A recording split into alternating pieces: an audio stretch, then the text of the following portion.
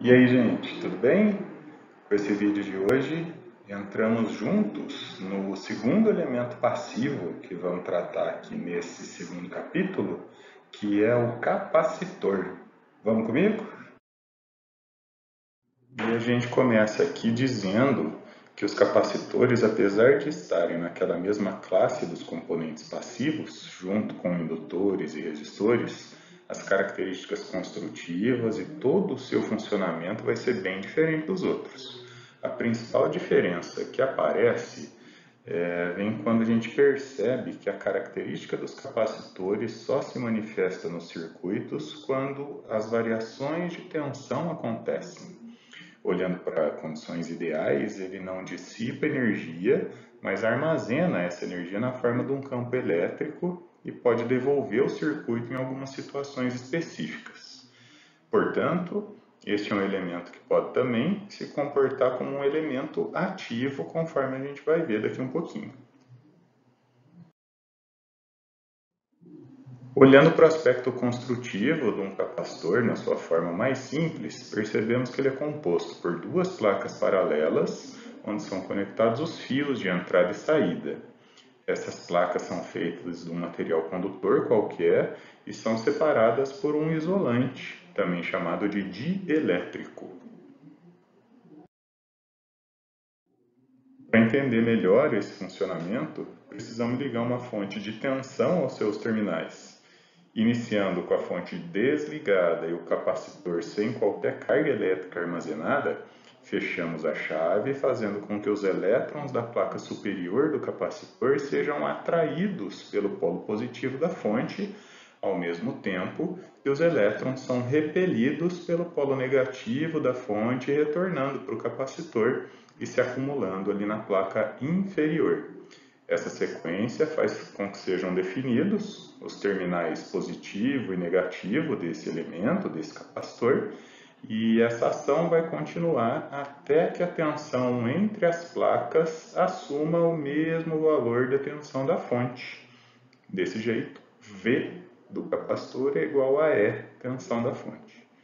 Nesse momento, o fluxo de elétrons é interrompido e dizemos que o capacitor está carregado. Esse cenário não muda até que aconteça uma nova variação no valor da tensão sobre os terminais do capacitor. Conforme mostrado na explicação anterior, a sequência dos eventos mostrou que a tensão V entre as placas é uma consequência da circulação de corrente pelo circuito, com os elétrons faltantes na placa superior e em excesso na placa inferior. Por isso, a gente diz que em um circuito capacitivo, a corrente sempre estará adiantada com relação à tensão. Adiantada quer dizer, ela acontece antes, precisamos da carga circulando, da corrente circulando para que tenha tensão. Trago aqui esse recorte de slide do Boylestad para apresentar o conceito daquela característica elétrica que predomina nos capacitores, chamada de capacitância. Conforme está escrito aí, ela é a medida da quantidade de carga que o capacitor consegue armazenar entre as suas placas. Então, a capacitância é a sua capacidade de armazenar carga. Sob outro ponto de vista, esse conceito de capacitância também pode ser entendido como a capacidade de um elemento se opor às variações bruscas de tensão, como se fosse uma resistência, entre aspas, bem entre aspas, a essas variações bruscas de tensão. Isso se aplica a um elemento, a um trecho ou até a um circuito completo. Voltando lá no princípio de funcionamento, podemos nos lembrar que aquele acúmulo de cargas nas placas e, consequentemente, a tensão percebida ali, não vai acontecer de forma instantânea, certo? Ela começa devagarinho e vai crescendo aos poucos, confirmando essa dificuldade para mudanças bruscas. Continuando aqui então nesse slide, a capacitância pode ser calculada por essa fórmula que está aí, que mostra a relação entre a carga elétrica acumulada nas placas e a tensão entre essas placas. Importante comentar sobre as unidades num sistema internacional onde a carga vai estar em coulombs, a tensão em volts e a capacitância em farads. Finalmente, chegamos ao capacitor, que é o elemento dos nossos circuitos que apresenta essa capacitância, essa propriedade, essa grandeza elétrica que acabamos de definir como a sua principal característica. Temos esses símbolos mais comuns, mostrando as duas placas separadas pelo dielétrico, tanto nos capacitores fixos quanto variáveis. Então, a gente pode fazer essas observações sobre as características construtivas de um capacitor que vão nos ajudar a entender mais uma forma de analisar a capacitância daqui um pouquinho. Primeiro, quando a gente pensa na área de cada placa, quanto maior for essa área, acho que é intuitivo a gente concluir que mais carga pode ser armazenada no material. Também, quanto menor for a distância entre essas placas, maior vai ser a capacidade de armazenar carga. Aproveito até para fazer uma correção aqui no texto do slide vindo do livro. Finalmente, pensando no material, na permissividade, precisa ser levado em conta esse material com a sua propriedade de realizar a separação entre as partes condutoras e, consequentemente, capacidade de estabelecer um armazenamento de energia através dele. A propriedade elétrica desses materiais é conhecida como permissividade dielétrica, como está colocado ali. Dessa forma, com base nessas observações, surge essa nova fórmula para o cálculo da capacitância com base nas características construtivas do elemento.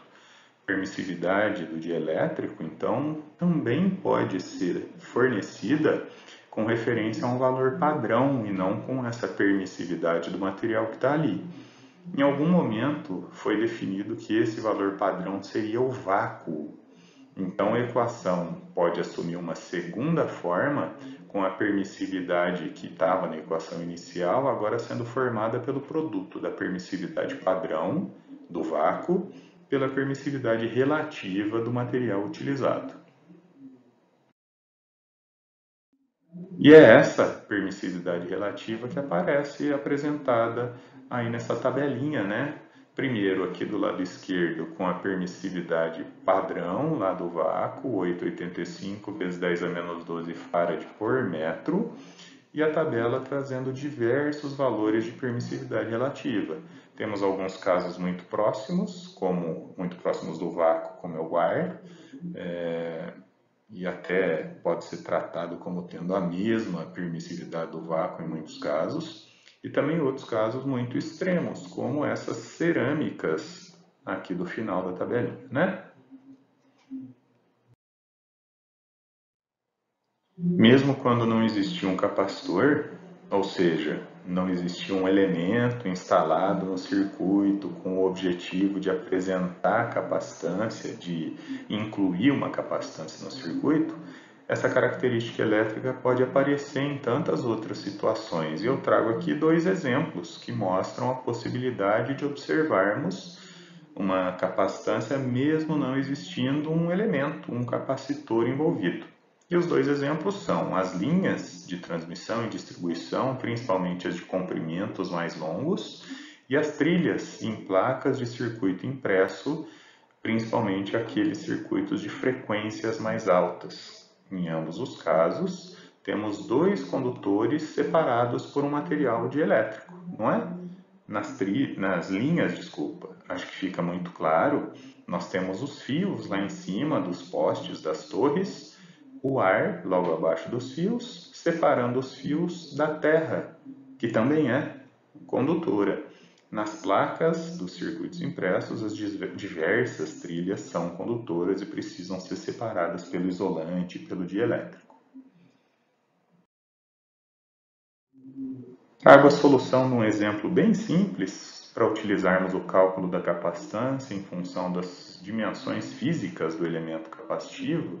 Então, para calcular a área das placas, conhecendo o material dielétrico, o ar e a distância entre as placas, é só substituir os valores para a gente deixar uma equação prontinha para calcularmos a área em função da capacitância desejada, né? Então foi esse o primeiro passo dado aí na solução, para essas três capacitâncias de 1 pico, 1 micro e 1 farad, letras A, B e C, tenhamos já com a distância e o material substituídos na equação para ficar direto nos próximos itens.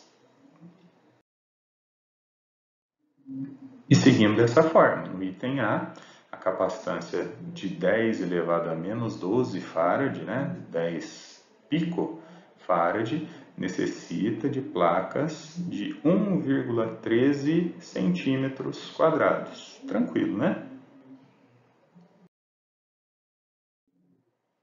Para 10 a menos 6 farads, precisamos de 113 metros quadrados de placas. Isso mesmo, 113 metros quadrados de placas. Podemos pensar em placas quadradas de pouco mais de 10 por 10 metros cada uma. Começou a ficar esquisito, né? Finalmente, para a capacitância de 1 farad de um capacitor com as placas separadas por 1 milímetro de ar, precisaríamos ter placas de 113 quilômetros quadrados, ou seja, cada placa quadrada teria pouco mais de 10 quilômetros de cada lado. Vai daqui da Unifei até na Barraca Vermelha do Pé de Moleque.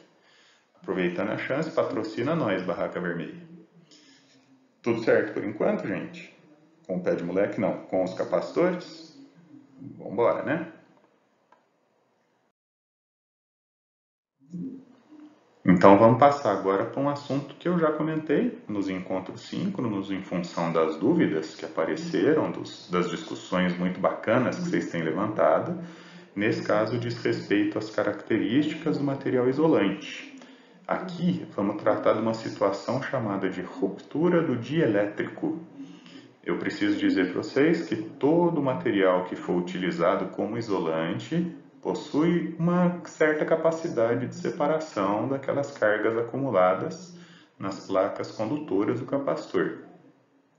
Nesse caso, vai ser criado um campo elétrico nesse material, né, entre as duas placas, e esse campo é que define o seu limite suportável.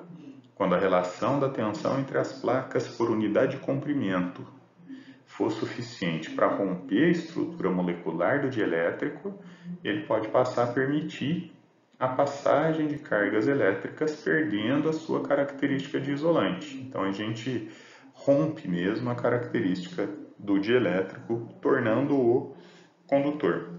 Essa relação de tensão por unidade de comprimento é também a unidade que representa a intensidade de campo elétrico que está ali dentro. E essa tabela mostra alguns exemplos desse limite, dessa tensão de ruptura de alguns materiais. Olha o primeiro deles ali, ó. O ar consegue separar 3 vezes 10 a sexta volts para cada metro de ar. Para tentar melhorar isso aí, isso dá 30.000 volts por centímetro de ar. Bastante coisa, né? Lembram-se que naquela análise de resistores, em algumas aplicações não basta escolhermos o material apenas com base na resistividade, mas outras características são também importantes, como aquelas variações da temperatura?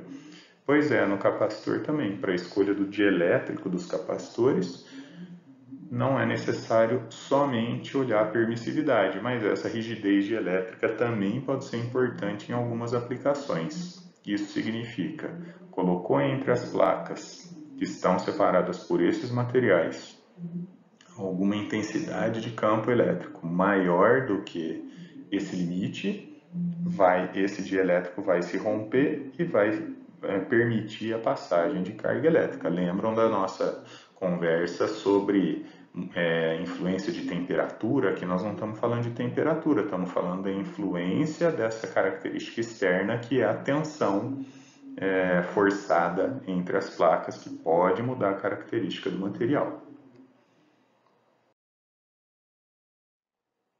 Aí vem uma observação a respeito do modelo que vai se aproximar um pouco mais do comportamento real de um capacitor, parecido com o que nós fizemos no resistor também, né? Primeiro, os materiais dielétricos podem possuir algumas impurezas, como qualquer outro material utilizado em qualquer aplicação, né? Escolher o material, escolher a pureza do material é uma análise de custo-benefício que nem sempre a gente está disposto a pagar o preço da pureza deles. No caso dos isolantes, essas impurezas frequentemente terão características diferentes do material principal, podendo prejudicar a capacidade desse isolante. Assim, com a presença dessas impurezas, podem ser observados pequenos fluxos de corrente elétrica através do isolante, que são chamados de corrente de fuga. Em geral, com uma pequena porção de impurezas no material, essas correntes também são bem pequenas e podem até ser desconsideradas, mas nem sempre.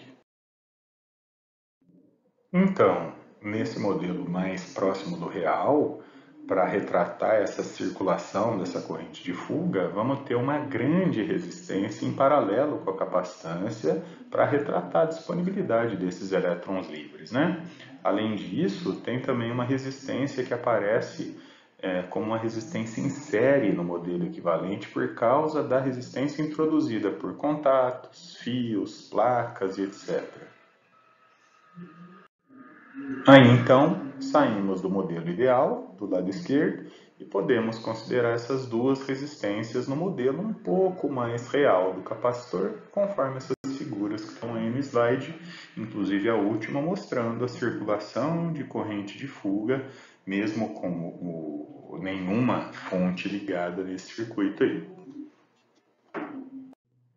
Para fechar essa primeira parte, segue o primeiro dentre os comentários gerais que vão ser feitos aqui, onde eu vou usar aquela equação que dava a capacitância como sendo igual à relação da carga pela tensão. Só editei para que a carga ficasse isolada aqui. Considerando uma capacitância constante, que será presente em quase todas as aplicações que vamos encontrar por aqui, e isolando, como eu já mostrei, a carga ali da equação, eu vou derivar os dois lados com relação ao tempo, chegando numa situação que a corrente no capacitor é igual ao produto da capacitância pela derivada da tensão no tempo. Essa corrente é a corrente que circula pelo capacitor e a tensão é aquela que está entre os terminais do nosso elemento. Podemos então fazer a primeira observação, que em circuitos onde a tensão sobre o capacitor não varia no tempo, ou seja, a tensão é constante, a corrente através dele é nula. Assim, podemos associar ou substituir o capacitor desse circuito por um circuito aberto, certo? E ele está sendo responsável por anular a corrente, então ele trabalha como sendo um circuito aberto. Uma segunda observação é sobre a possibilidade de acontecerem mudanças bruscas na tensão sobre o capacitor. Sabemos que o estudo das funções singulares na matemática nos mostra que essas variações bruscas, conhecidas também como funções de grau, quando derivadas, resultam em funções impulsivas. Estas, por sua vez, possuem duração tendendo a zero e amplitude tendendo ao infinito, trazendo para a análise da equação do slide anterior, o degrau aparecendo na tensão fará com que tenhamos um impulso na corrente, ou seja, uma corrente de valor infinito que nenhum circuito está dimensionado para suportar, mesmo que seja por um tempo tendendo a zero. Por esse motivo, nessa disciplina, não poderão aparecer variações bruscas na tensão sobre os capacitores, ok?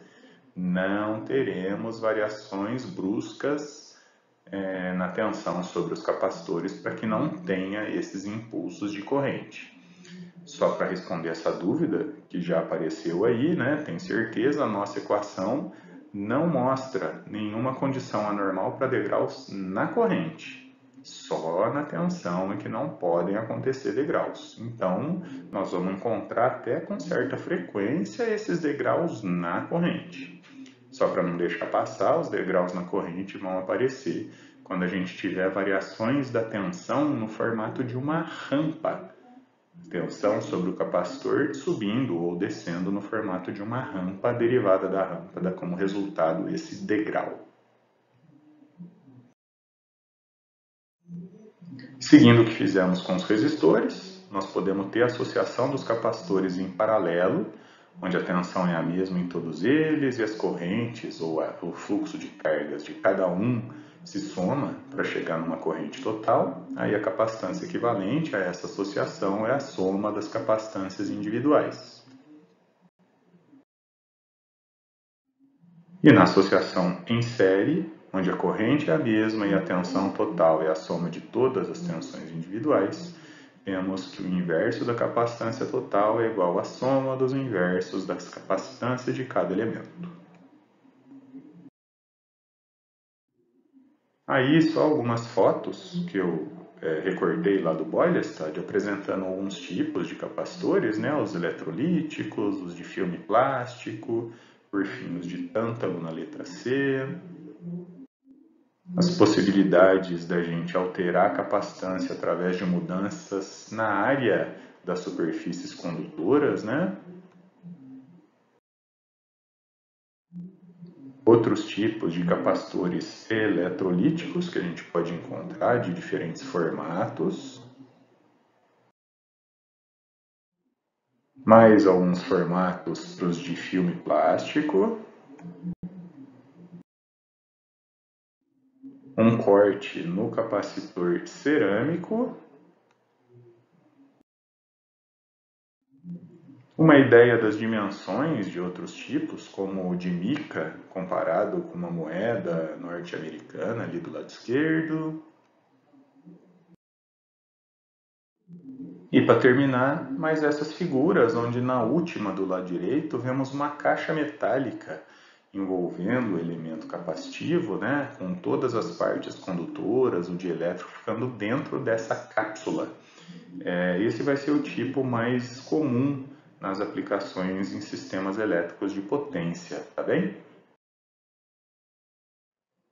Gente, apesar de eu já ter comentado por algumas vezes que nós não vamos utilizar nem capacitor nem indutor nas apresentações e definições das leis e teoremas para análise de circuitos, eu não posso passar tão batido assim sem dar um pouco mais de detalhes sobre o comportamento desses elementos, né? Aqui no caso do capacitor, nós vamos estudar um pouco de como ele se comporta quando existem essas variações de tensão, até dividindo em duas fases esse seu comportamento. A gente chama de comportamento transitório porque ele se manifesta quando existe essa transição, essas variações no circuito, né? Esses dois momentos vão ser um primeiro chamado de fase de carga, quando o capacitor está desenergizado, descarregado e recebe a tensão de uma fonte, e a outra, a fase de descarga, quando essa fonte é retirada do circuito. Aqui eu vou tentar tratar de maneira bem superficial, bem tranquila para vocês, mas fica, e no final eu vou reforçar, a sugestão para que vocês consultem o livro do Boylestad, pelo menos, lá no capítulo 10, para alguns outros detalhes importantes nisso aqui. Eu preciso colocar primeiro que as variações observadas na tensão sobre o capacitor vão ser suaves, né? Porque uma das propriedades que ele manifesta, que ele tem, é a imposição de dificuldade para variações bruscas na tensão. Vamos ver como é que isso se aplica no funcionamento desse circuitinho que está aí embaixo. Então, nessa primeira fase de carga, vamos só resgatar aquilo que foi dito lá no início do vídeo, quando eu mostrei o princípio de funcionamento do componente. Quando a chave é fechada, os elétrons da placa superior do capacitor vão ser atraídos pelo terminal positivo da fonte, repelidos pelo terminal negativo, voltando para o capacitor e se depositando naquela placa de baixo dele, na placa inferior.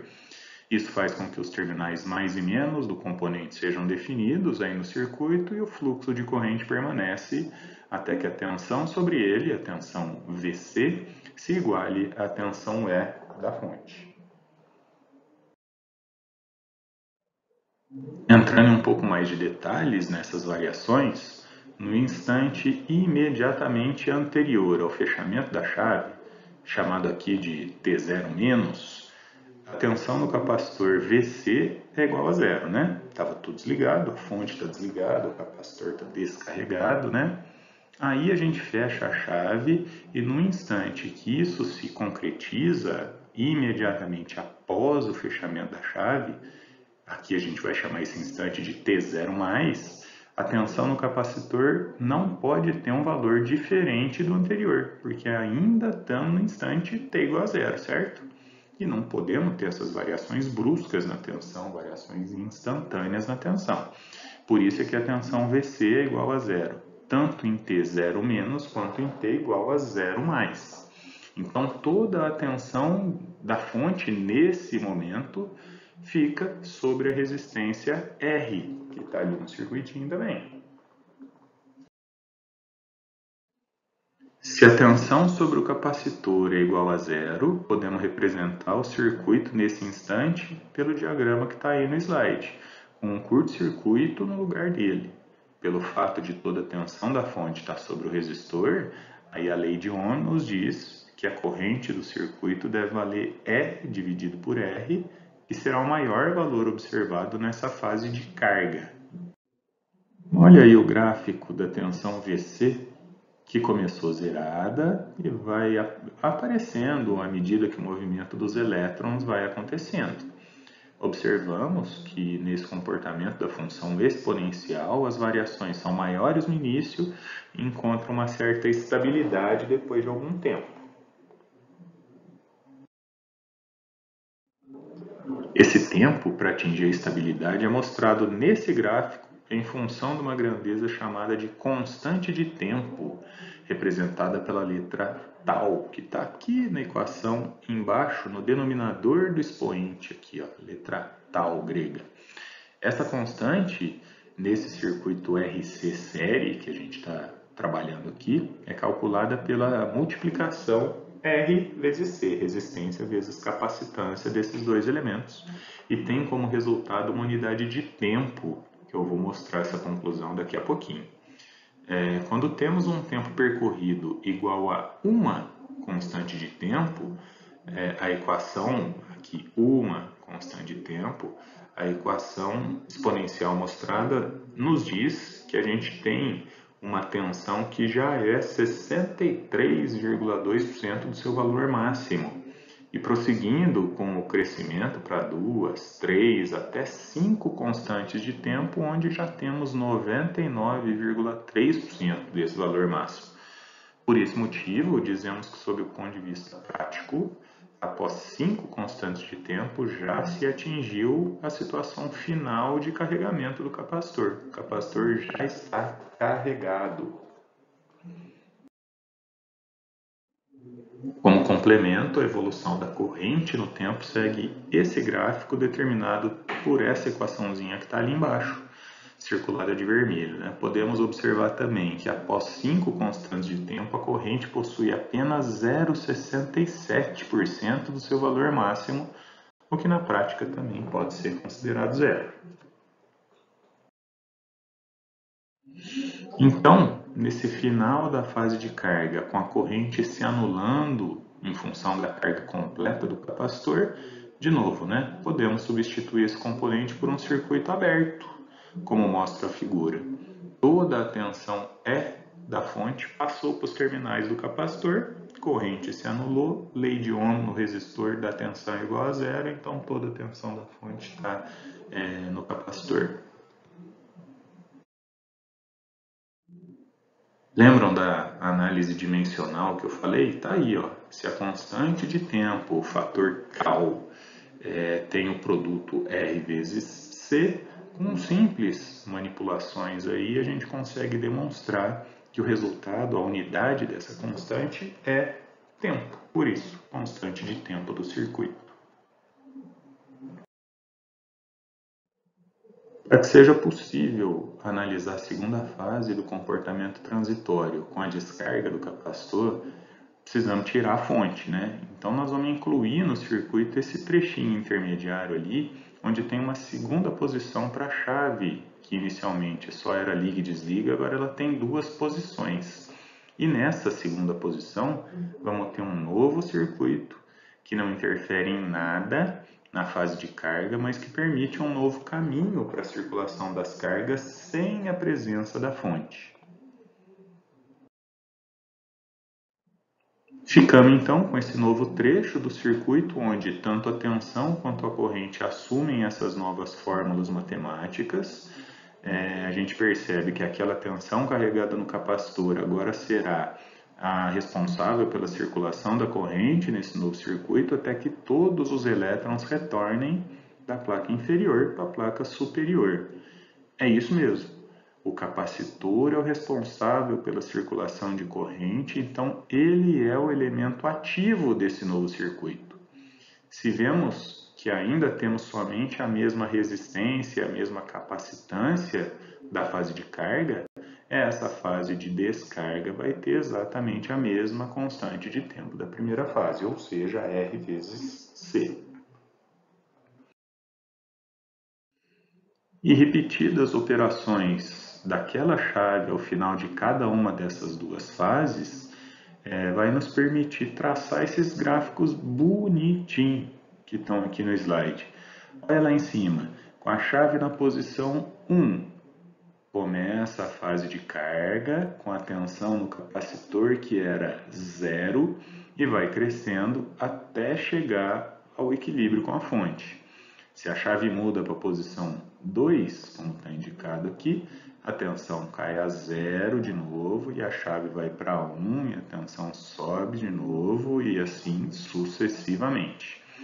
Na corrente IC, sobre o capacitor, temos essa situação interessante que é a inversão do sentido que acontece em alguns trechos. Isso é explicado, eu acabei não dando ênfase nos slides anteriores, mas a gente tem na fase de carga os elétrons fluindo no sentido anti-horário daquele circuito e na fase de descarga eles retornam no caminho do sentido horário, em sentido oposto, onde, então, lembrando lá no princípio de funcionamento, eles saíam da placa superior e vinham para a inferior, agora eles voltam da inferior para a superior, passando pelo circuito, não pelo dielétrico, lógico, E, finalmente, o gráfico da tensão sobre o resistor, o gráfico VR, aqui embaixo vai seguir o formato da corrente, justamente por causa da lei de Ohm. Mas e se a operação dessa chave for feita em condições diferentes desses extremos de carga completa e de descarga completa? E se começarmos a fase de carga com um capacitor que apresente uma carga inicial? É muito mais, é muito IC, Quanto tempo vai levar para a gente completar essa fase transitória? Eu digo aqui para vocês que sempre vai ser necessário 5 constantes de tempo do circuito para completar a fase transitória. Eu falei que é sempre? Se eu não falei, sempre, gente. Sempre 5 constantes de tempo. Aí, Clé, mas isso não vai depender das condições iniciais, não? Alguém pode perguntar aí na sala, Obrigado pela pergunta, gente. Vamos dar uma olhada no próximo slide aqui, Chamei até um assistente aqui para responder para vocês. Não depende das tais condições iniciais. Em qualquer situação, tanto com uma pequena condição inicial, quanto lá no outro extremo, quase atingindo a condição estacionária, o regime transitório terá a duração de 5 constantes de tempo. E se eu não falei que é sempre, é sempre. E é isso por hoje, meus queridos, minhas queridas. Fica aqui minha sugestão de programação para a nossa semana, com as leituras complementares, do livro do Boylestad e da apostila. A partir dessa leitura, desenvolvam e me entreguem a tarefa pré-aula colocada aqui para vocês. Confirmado o nosso encontro síncrono naquele horário de costume da quinta-feira para sanar as dúvidas de vocês sobre esse assunto. E depois disso, vocês me entregam aquela tarefa pré-aula gostosa que vocês me mandam toda segunda-feira, certo? Tarefa pós-aula, não pré-aula, né? Reforço aqui para vocês, gente, não vamos desprezar a importância das interações que a gente tem a qualquer momento, e a qualquer momento significa entrem no nosso fórum lá no SIGA, postem dúvidas, peçam ajuda, respondam as dúvidas dos colegas, querem mandar por e-mail para mim? Essa semana eu já fiz isso, eu já sugeri para alguns postar a mesma dúvida que me mandou no fórum. Vamos interagir, gente, isso é bom para todo mundo. Beleza, gente? Hoje foi mais longo, né? Eu acabei juntando o que seria de 2 semanas numa só. Na quinta-feira a gente pode avaliar se ficou um conteúdo muito pesado, vamos dividir em 2 semanas, vamos juntos decidir isso lá na quinta-feira, tá certo? Então, até mais, um abraço para todo mundo e até a próxima.